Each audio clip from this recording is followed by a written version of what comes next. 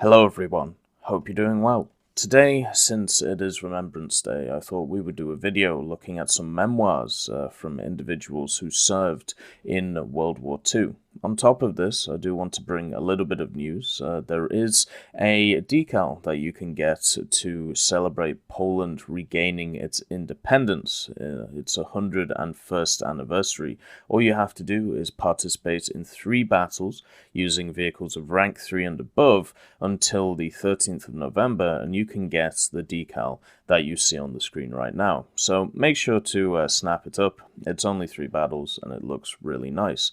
So generally on Remembrance Day, for me it is important to highlight the history of people and their sacrifices, and the only way we can really do that is by conserving them, whether it is through video, whether it is through audio, or whether it is through just word and mouth, going through reading their memoirs and understanding them. That's why for me, I am a big fan of books like the Yorkshire Airfields of the Second World War. It goes into a lot of details about the bomber command stations which were there, and also the fact that you can kind of get a glimpse into the history of what the men had to go through while taking on those incredibly dangerous missions. It is never right to forget where we are from. It is never right to forget anything when it comes to our history that brought us to this present day.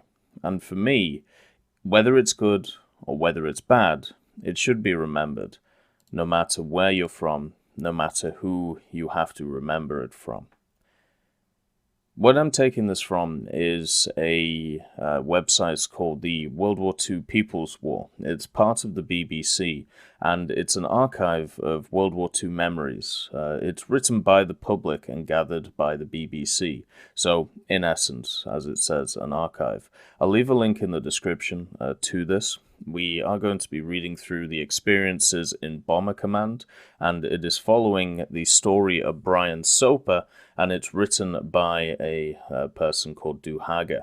Also on top of this as well, if you personally have experiences, whether you are a veteran, whether you have family members who are veterans, or whether you have memoirs or history that you would like to share, I'm always available to have a chat to on the Tech Hub, and for me, preserving history is incredibly important, so I will be always there to listen. So let's get into it. So Brian Soper, he was born in October 1923, and this is written in the first person, so I'm going to read it as if I am Brian Soper. Born in October 1923. I left school at 15 in 1939, just at the beginning of the war. I lived through the heaviest of both the night and day bombing in London. I watched the dogfights over London by day and the fires of London burning by night. We slept in shelters most nights. In November 1941, my elder brother Dennis, aged 21, who was in the Navy, was killed when his battleship, HMS Barham, was torpedoed in the Mediterranean. There were just a few survivors. After Dunkirk in late 1940, everybody was expecting a follow-up invasion by the Germans. Several young friends and myself decided to join the Home Guard. Unlike the comic Dad's Army, we were led by a tough ex-army major, taught unarmed combat, rifle and bayonet fighting, went to Bisley for target shooting, used a Tommy gun and Sten gun, and did live hand grenade practice, all at the age of 16 to 17 years. We did our full-time job in the day, and 3 nights a week slept at the local barracks of the Queen's Own Light Infantry HQ at Clapham Junction, Battersea, where we did our training. This was all during night bombing by the Germans. Part of this time was also taken by night guard duty at Lombard Road Railway Bridge, looking for invasion paratroops. This was a 2-hour, 4-hour shifts with orderly officer inspections. We had Lee Enfield 303 rifles with ammunition, bayonets, and passwords. Following my brother's death in 1941, I decided to join the RAF as aircrew. Naturally, I was hoping to be a pilot. Unfortunately, so was everyone else. I enlisted for aircrew on the 21st of January 1942 and went for the aircrew medical and a variety of exams and other tests. Rejected as a pilot, I was offered aircrew to train as wireless operator air gunner, which I accepted. Eventually, I had a letter from the Air Ministry to say that with the arrival of the 4-engine bomber, an additional crew member was required to take over many of the pilot's duties, i.e. the flight engineer. I accepted this offer and was subsequently called up on the 28th of July 1942 at Padgate. There we were kitted up, given some minor training, and posted onto Redcar near Middlesbrough, where we did our full square bashing training. From there, we were sent on to other training stations, depending on which crew station we were accepted for. I was sent to Cosford, near Wolverhampton, to a flight mechs course of 18 weeks. From there, a direct posting to Halton to do an engine fitters course for 16 weeks. Having passed this, I was sent to an operational bomber squadron, the 103 at Elsham Wolds, where I spent several weeks servicing Lancasters, which were on bombing raids. Eventually, I was posted to St. Athens in Wales, which was the main training centre for flight engineers, also, fortunately, for the WAFs. There was a large room full of potential flight engineers. We were sorted into groups, depending on which aircraft we were to train on. I was unaware at the time of the advantages or otherwise of the different types of aircraft. There were Stirlings, Halifaxes, Lancasters, and for Coastal Command, American Liberators and Fortresses.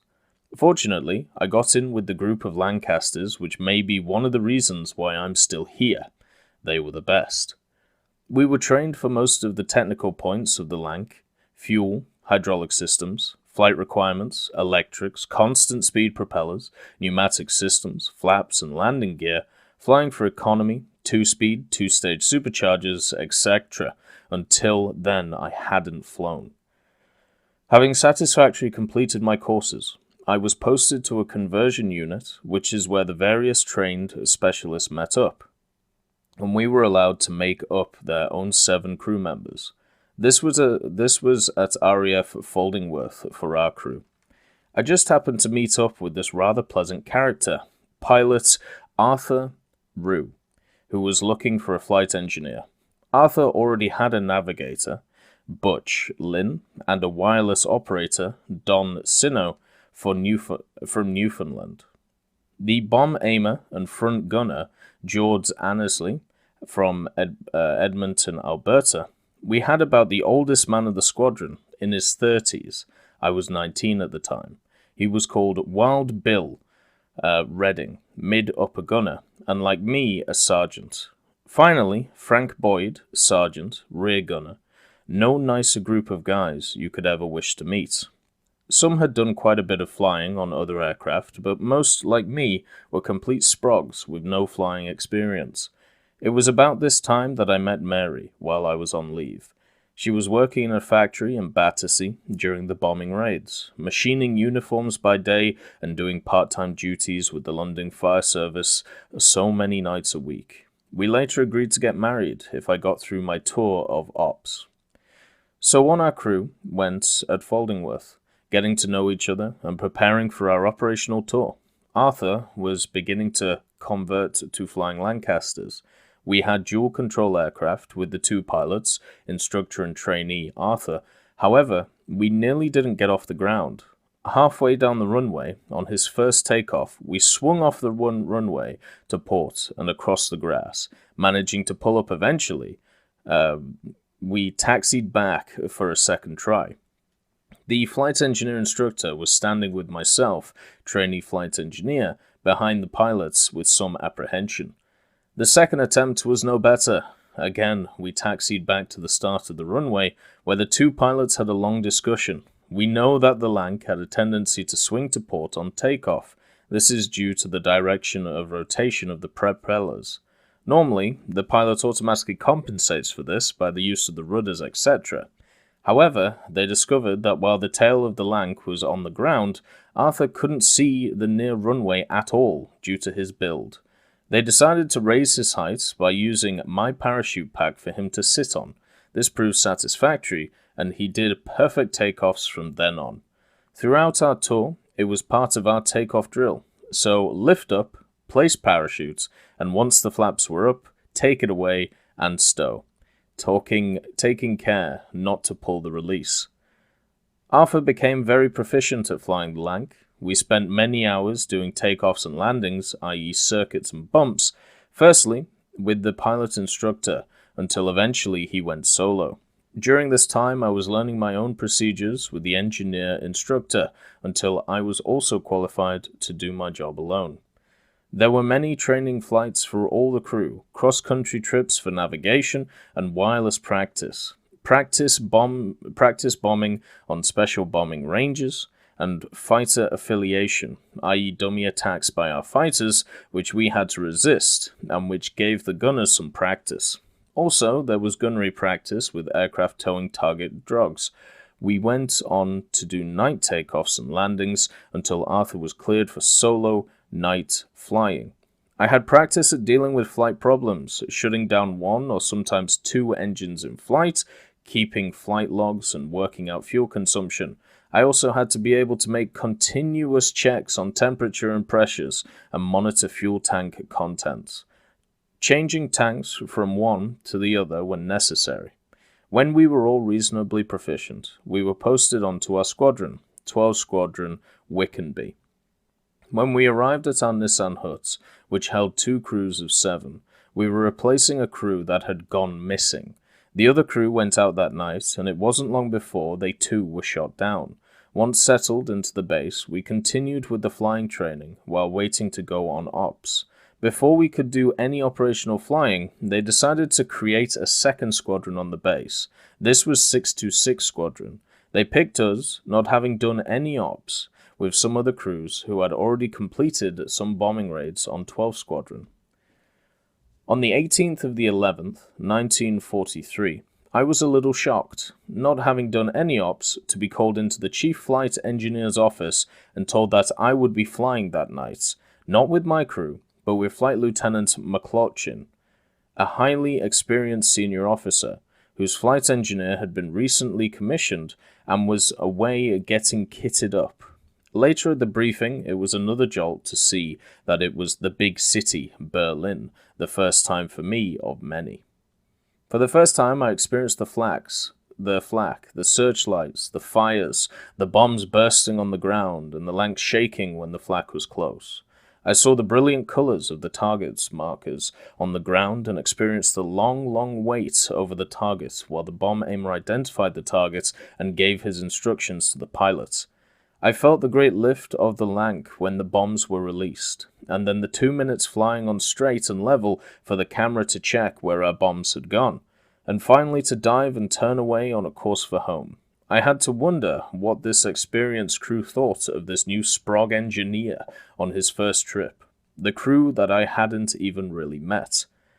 It seemed like hours before we got away from the target, we had worse trips than later, but the first one was memorable. At the debriefing, a cigarette and a tot of rum was like living again, but for how long?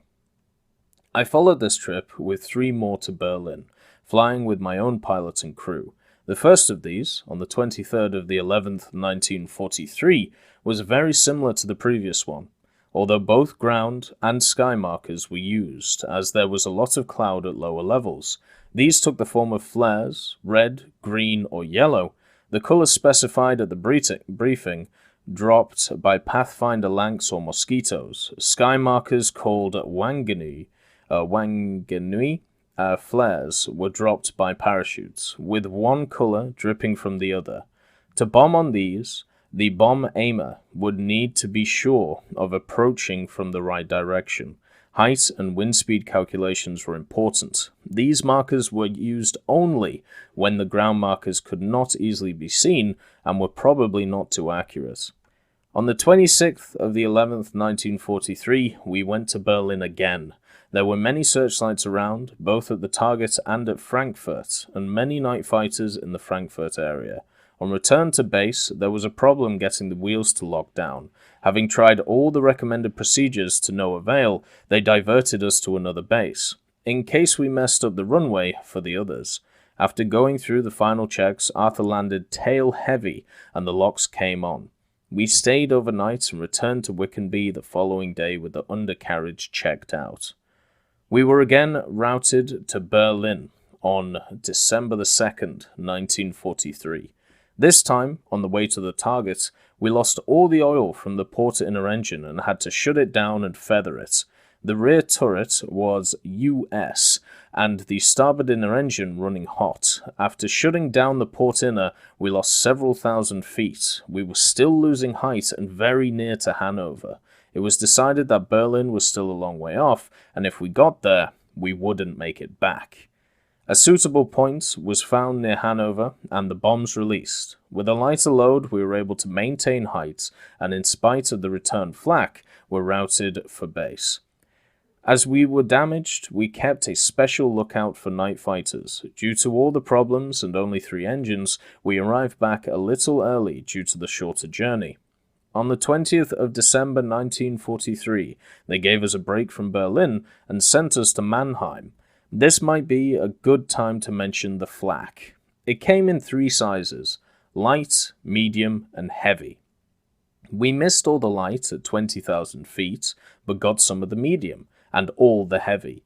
It was delivered either as a mass barrage over the target or other places en route. Otherwise, it was radar predicted for individual aircraft, which was very accurate. We thought we hadn't yet reached the target. Suddenly, we were rocked by 6 or 7 heavy blasts all around us from predicted flak. At the same time, the gunners spotted the target behind us in another direction. We were slightly off course. We had to do a complete circuit to avoid the other oncoming Lancasters and join the bombing circuit, and we eventually bombed in the markers. It was otherwise a reasonable, uneventful trip. On the 23rd of December, 1943, the day before Christmas Eve, we were again routed to Berlin. It was recorded as a pretty uneventful trip, but of course there was always flak and always fighters. Again, we were sent to Berlin on the 29th of December, 1943. We were approaching the target and getting lined up for the bomb run. I was helping the gunners to look out for fighters. Suddenly, above, to my right, came a Halifax diving and weaving across us. It came within a few feet of us and must have been taking evasive action against a night fighter. I looked near enough to touch it. Remember, of course, that all around us, apart from the target, was total blackness. I just happened to be looking that way. I shouted and tried to help the pilot push the control column forward. Any action would have been too late anyway. Of course, it missed, and when we recovered, we just got back on course and carried on with the bomb run. We all agreed it was probably our closest encounter. There were, of course, many other close calls. Several times there were fighter attacks. Once, from out of nowhere, appeared tracer bullets, which fortunately just missed us. We managed to break away 2 or 3 times. It was just a chance encounter, and remembering it was in complete blackness, we managed to lose him. If gunners could spot the fighters first, we managed to stay out of trouble. It was the ones that you didn't see that you wouldn't come back from. They would fly beneath the bomber and shoot up into the wing tanks, which normally just blew up. All the crew were very happy with Arthur Roux as our pilot. He was very conscientious, but also cautious, for which we were very grateful. Much emphasis was made on maintaining the prescribed routes. Safety was keeping strictly en route, gaining protection by numbers from predicted flak and radar-predicted fighters. We also, of course, derived protection from the silver paper strips window dropped on the route to confuse the enemy radar. However, on track, flying towards heavy flak bombardment, Arthur would say to Butch the navigator, pilot to navigator, "Butch, there's a lot of heavy flak up ahead. I'm going to divert a bit to starboard to try and miss it." To which Butch would reply that it would take us off the stream and the window protection. After several exchanges, Arthur would eventually divert anyway and later ask Butch for revisions to get back on course and speed. It worked for us. It was just done in exceptional circumstances. Of course, the navigator, for most of the trip, was in a blacked-out compartment as he needed the lights for his charts and calculations. He rarely saw the target or the flak, but always got us there and back on time. What many people are not aware of is that having once reached height and set course, it was rare, even on 1,000 bomber raids, to see another Lancaster, except over the target. Then you realized there were all the others were, and how dangerous it was. Occasionally, we could get caught in somebody's slipstream. In looking out for other aircraft, we looked to see from the glow of the exhausts if there were 4 engines to make sure whether or not it was another Lanc. I remember several trips where we thought we would never get out of the cloud, climbing up sometimes over 10 to 12,000 feet, occasionally breaking through to find another layer above. It was like flying through dense fog, knowing 100 others were somewhere very close. On one such trip, we also had an intercom failure which could not be traced. Without intercom in the Lanc, the noise of the engines made it impossible to communicate. For a time, the navigator had to pass courses to the pilot on paper. The problem was eventually solved. We did at last come out above the cloud and climb to our normal height, 20 to 20,000 feet. On a good night, we could make 23,000 feet. Although we felt sorry for them, we were happier when Halifaxes and Stirlings were also flying. Halleys rarely got above 18,000 feet, which we felt took some of the flak. This was really only wishful thinking. However, later, when some of the Halifaxes were fitted with radial engines, the roles were reversed and they could get higher than we could, hence the episode mentioned earlier with the near collision. There were, of course, often crashes on takeoff and even on landing. The Lancs were fully laden with bombs and the 6 wing tanks carrying the maximum weight of fuel to give the specified allowable all-up weight for takeoff. I believe this was originally 66,000 pounds, increased while I was flying to 68,000 pounds, and I believe to even more later.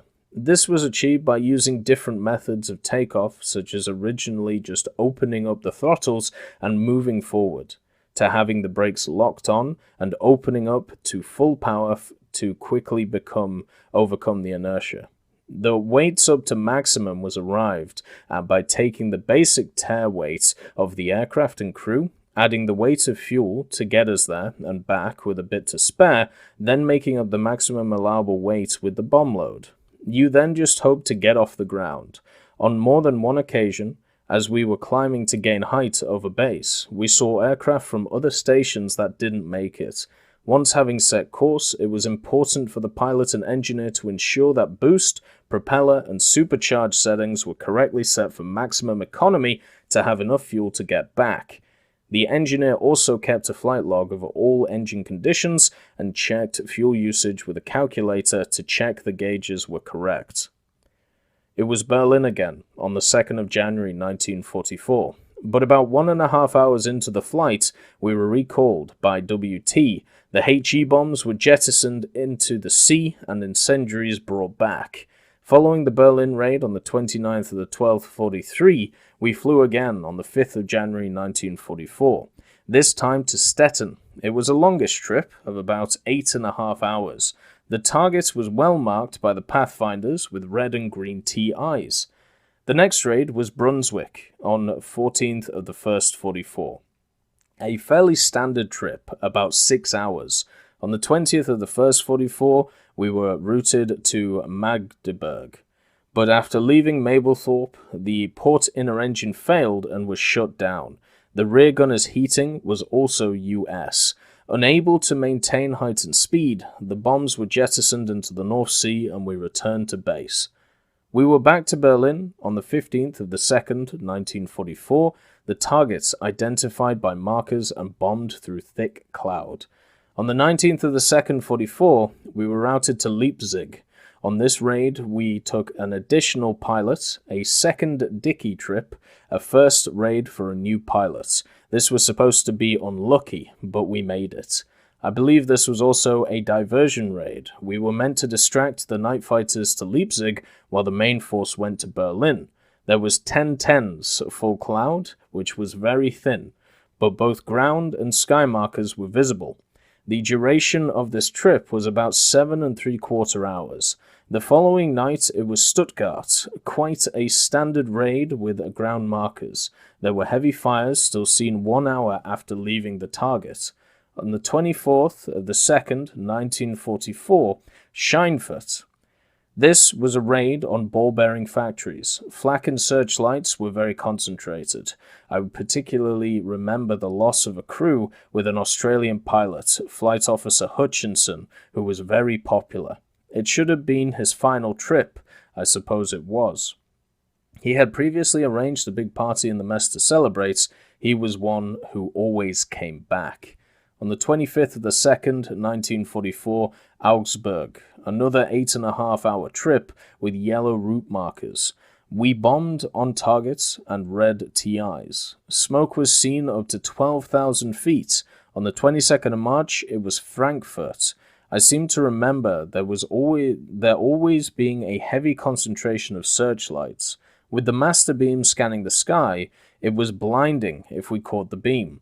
And being radar controlled, once caught, all the other beams would form one large cone and many maneuvers would have to be adopted to escape.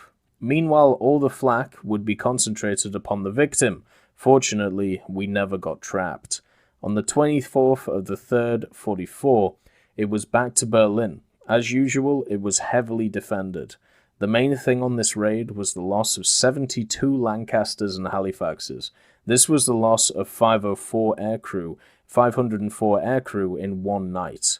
The bombing was made on red sky markers at 6,000 feet at a speed of 165 miles per hour.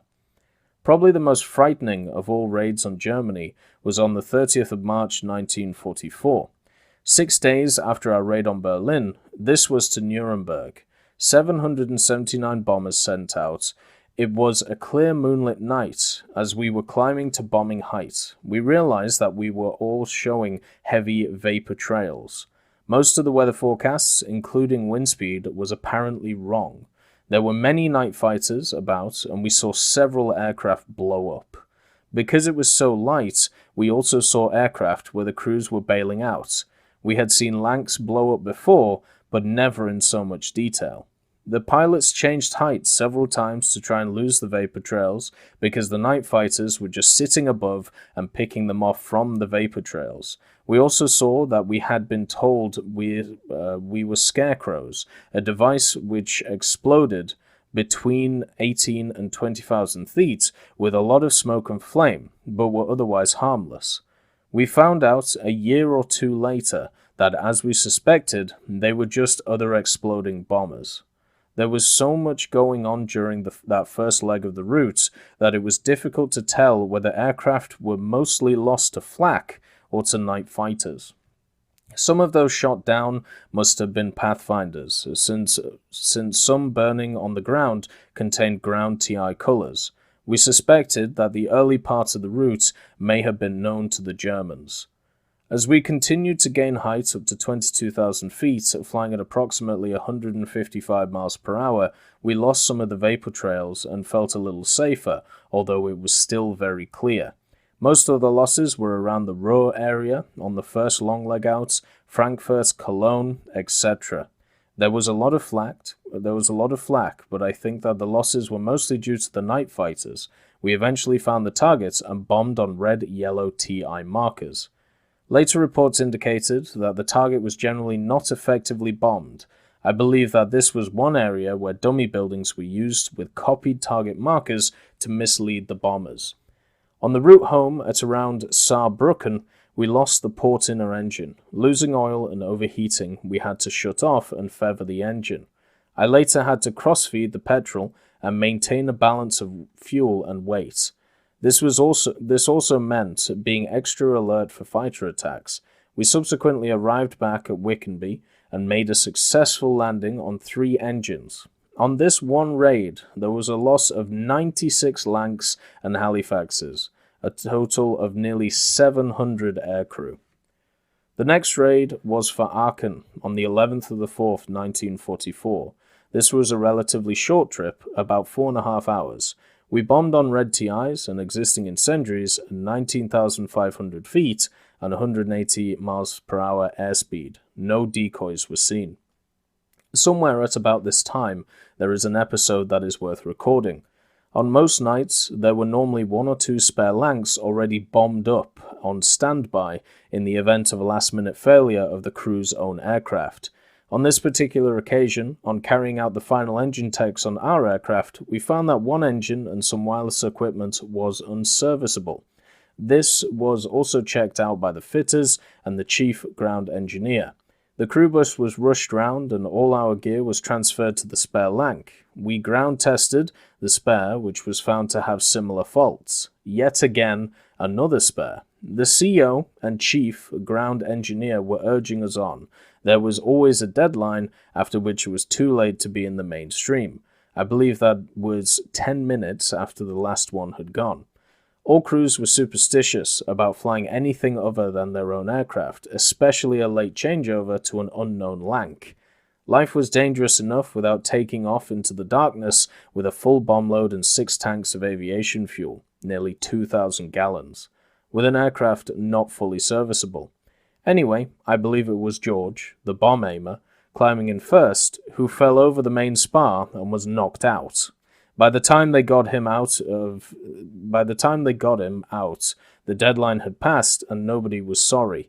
I believe that Arthur, the pilot, had to report to the CO, but nothing else came of it. The next target was Cologne, a short trip, just under 5 hours. Cologne, like Frankfurt, was well known for its many searchlights. This particular night, the Pathfinder markers were about 8 minutes late, and we were hanging around waiting for them to go down. There was 1010 cloud up to 15,000 feet. Eventually, they appeared, and we bombed mainly on red-yellow sky markers at about 21,000 feet. The main danger on cloudy nights was that searchlights below the cloud made an illuminated white blanket above which the Lancs made a black silhouette. 2,000 feet above this sat the night fighter waiting to pick us off, of which we often only became aware as the stream of tracer bullets passed by and the dive and corkscrew started. Our bombing time over the target was 209 hours, and the airspeed 170 miles per hour.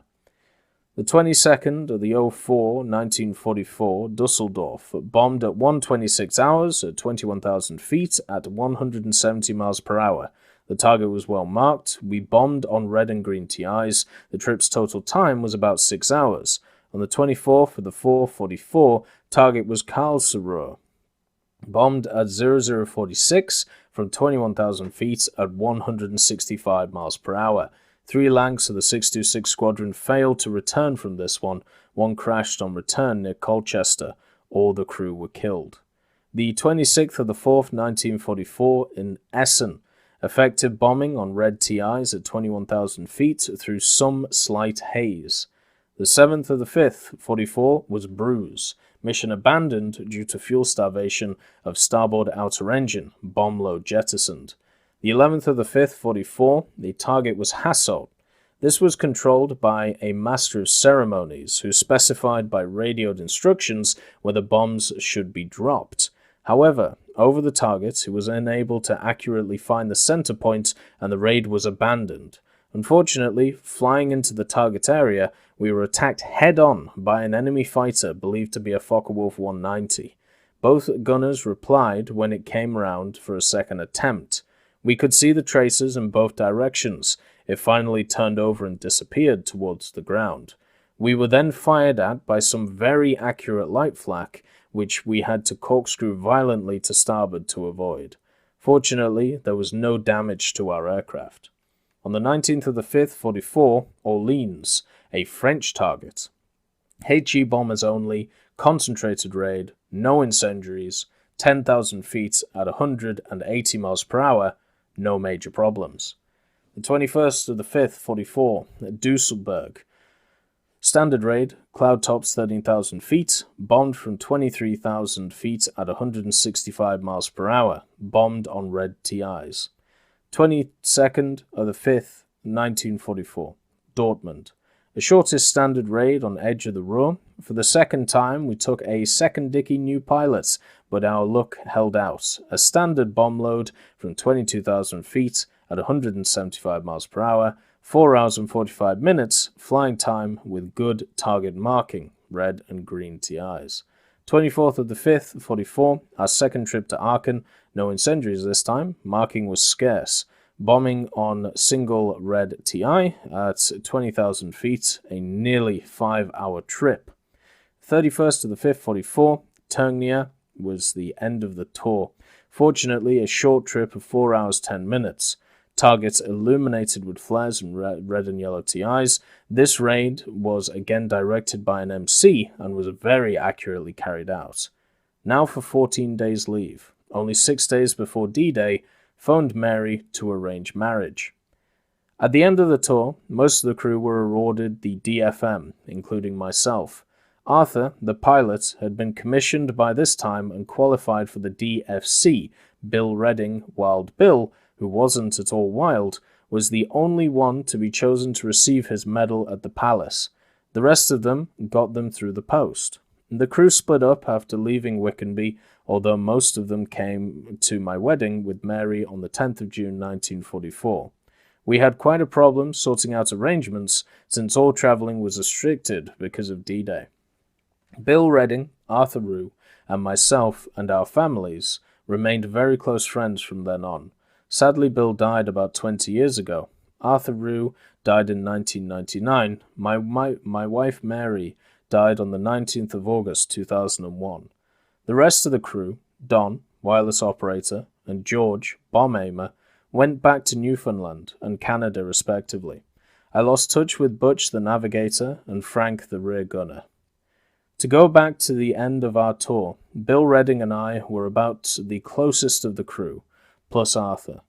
Bill had a 500 Norton motorbike on which he used to take part in trials, etc. before the war.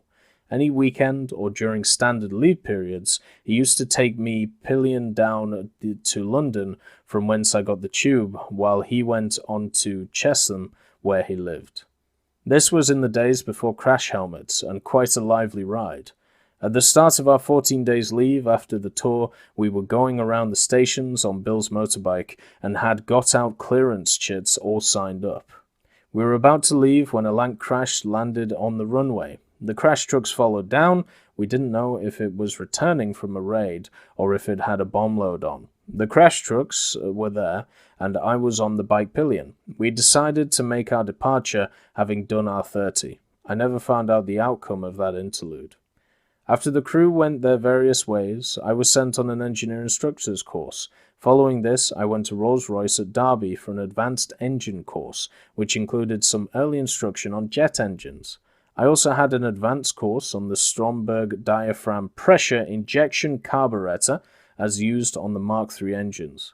I was then posted as an FE officer to HCCU 1662 at Blyton near Gainsborough. My flying record for this has gone astray, but a lot of my time there was spent giving ground instruction to new Lanc crews. This particularly focused on fuel and hydraulic systems, pneumatic systems, Stromberg carburetors, the de Havilland constant speed propeller, engine handling for economy, and 2-speed, 2-stage supercharger, etc. After our wedding, Mary had to go back to her work, while I followed my posting at Blyton. By this time, the heavier bombing raids on London had subsided. However, it wasn't long before the VIs, the flying bombs, were falling on London, and once again it was becoming dangerous. There were heavy civilian losses. We decided that I should try to get rooms in Gainsborough and bring Mary up from London, which I did. In Gainsborough, I met Edie and Lol Lawson, who offered us a room in their country house, which we gladly accepted for a minimal rent and unbelievable amounts of rationed food. They kept pigs and chickens.